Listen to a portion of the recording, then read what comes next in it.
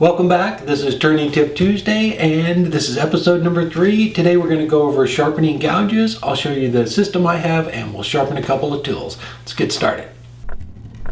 Help support the companies that support our community.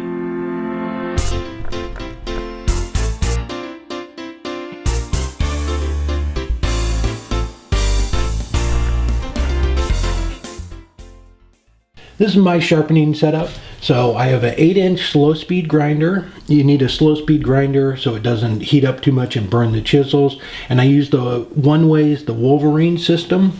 On this side here, I use this for bowl gouge, spindle gouge, things like that. And I have the VersaGrind attachment that goes into it. This goes into that little pocket to sharpen them. And on this side, I have one of Reed's Robo Hippies platforms. So this is really nice for doing things like scrapers or skew chisel, and it has preset little holes on it there. It works great. I use the CBN wheels. These normally come with the white aluminum oxidized wheels and they work fine. They're just really messy. You have to dress them up all the time. It's just a giant dust storm in the shop. So the CBN wheels are fantastic. Lifetime warranty. You don't have to dress them. They're a lot cleaner.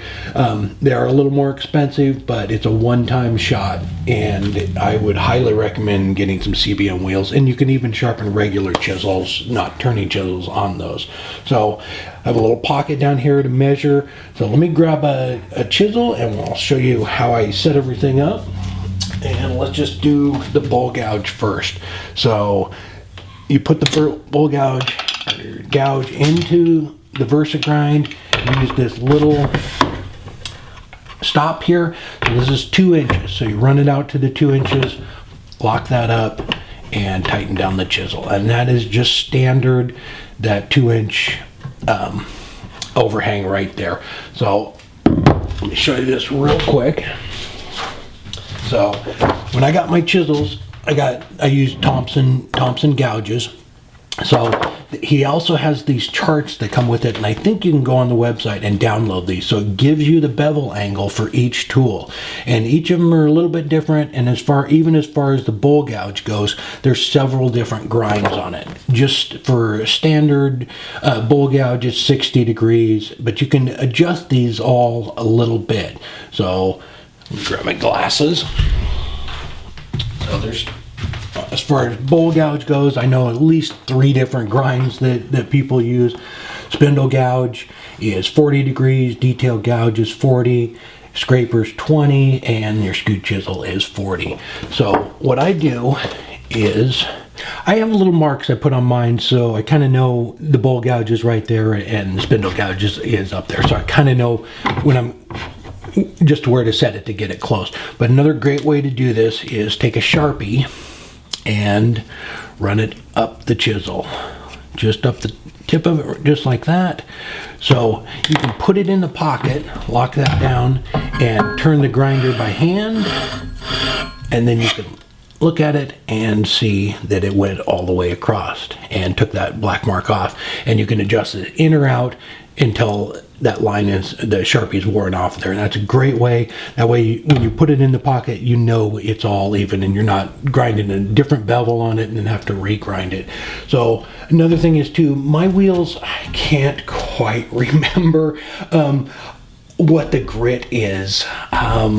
I got them from Ken at Woodturner's Wonders, but I believe it's a 320 and a 180, I think is what I have. He has a couple different kits where you can get the grinder and the wheels together, but I can't remember exactly what they are. But this one is for regrinding and this one is for finishing.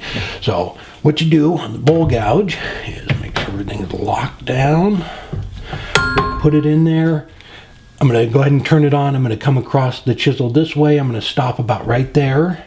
And then I'm going to come over to this side and go this way and then come all the way across the point on it. So you're not grinding that point down too much. Let me do that real quick. Fire it up. Locked in.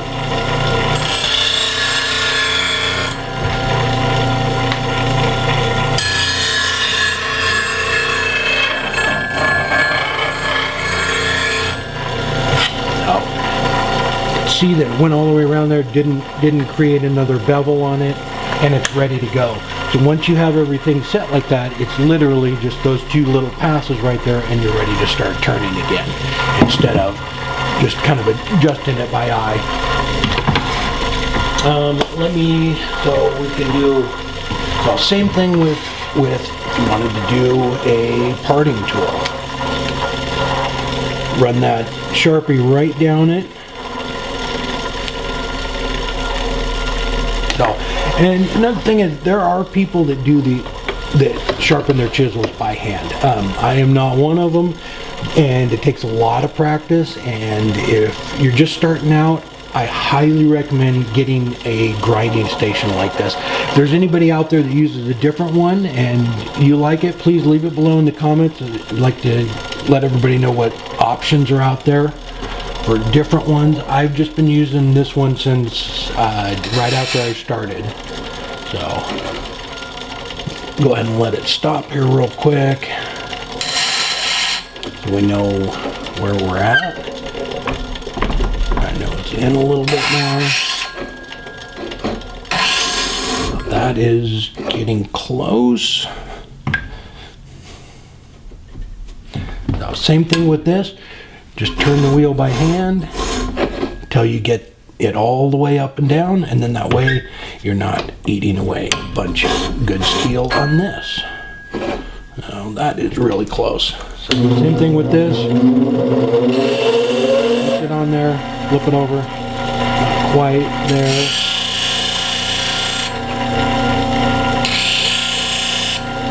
Well, that one's a little off. Might have been off from the last time I ground it. There you go.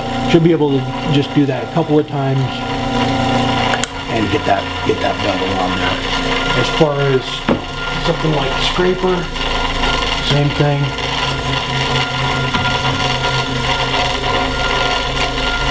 Turn this over here. Sharpie on it. And lay it down on this. And these ones are preset over here. So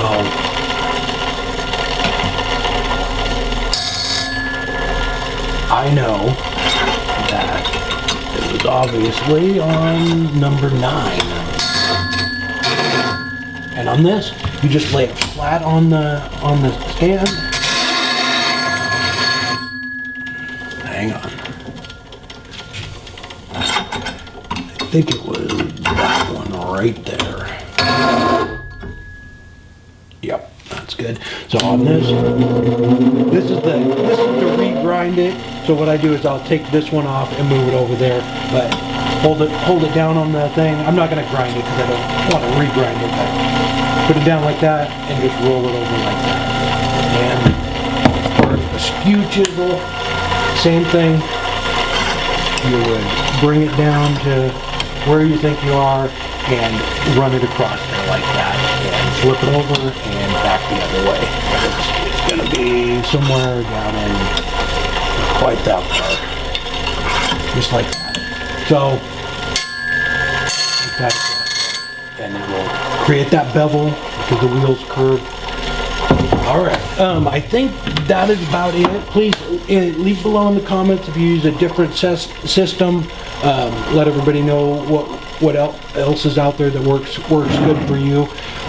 Just if you're going to use gouges, I highly recommend getting a sharpening station, and if you could do it, I would go with the CBN Wheels. It's the white aluminum oxide ones. You have to have a diamond dresser for them that dresses the wheel. So you sharpen your tool, and what it does is it eats away that stone, and it's not flat anymore. So after you sharpen just a couple of times, you have to dress that stone. And these, they're just always true. You don't have to mess with it. I hope that helped. Somebody had a comment a couple of videos about they were going to use gouges, but they didn't want to get a sharpening station, and you really need one. Doing it by hand is very difficult and takes a lot of practice, and as soon as you start turning, so like with bowl gouge, you're going to take a few passes on that, get it shaped, you're gonna have to come right back and resharpen it. You cannot just keep turning with it. It won't get a clean cut. It's just like any other tool, whether it's carbide or the gouges.